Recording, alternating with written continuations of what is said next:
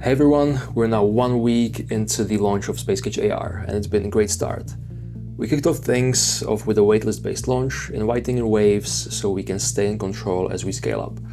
And the response from the community has been exactly what we hoped for: active, engaged, and full of useful feedback.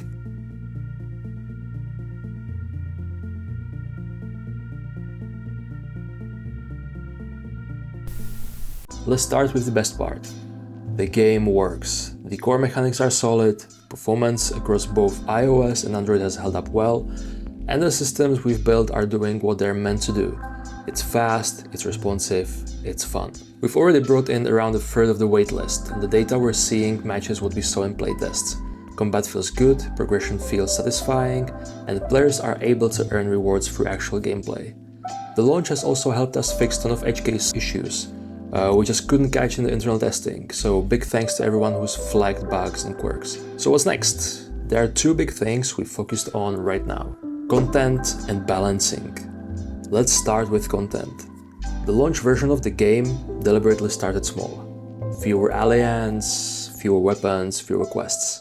But we're now moving fast to bring more of that content back in.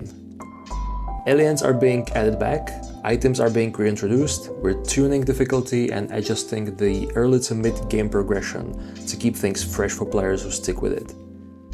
Now let's talk a bit about balancing. This is the biggest piece of the puzzle. Not just balancing difficulty, but also the crypto economy. SpaceCatch AR is designed around the long-term progression, stake NFTs, repeatable invasion mechanics, and a reward system that needs to scale over time. We wanted to test it carefully, and now we have the data to work with. What we've seen so far is promising, but we're still adjusting things like how quickly players progress, how much cash can realistically be earned, when and how gear breaks, and how we can make invasion both fun and meaningful over time. We're also increasing the difficulty. A lot of you blasted through the early game faster than I expected, especially players who've been with us since Classic and since previous beta version as well. That's a great sign, and we want to give you a real challenge again. So what is it that we're aiming for? We want each encounter to feel like a proper fight, not just numbers game. You meet an alien, you don't know what it does, your weapon barely scratches it. You realize you're not ready yet.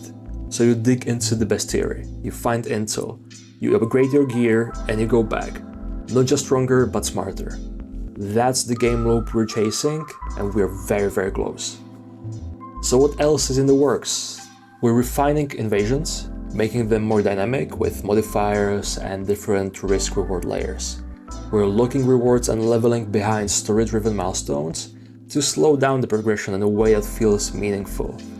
And the design team is wrapping up the first major story arc that will tie everything together: gameplay, progression, rewards, as a part of one storyline, one workflow.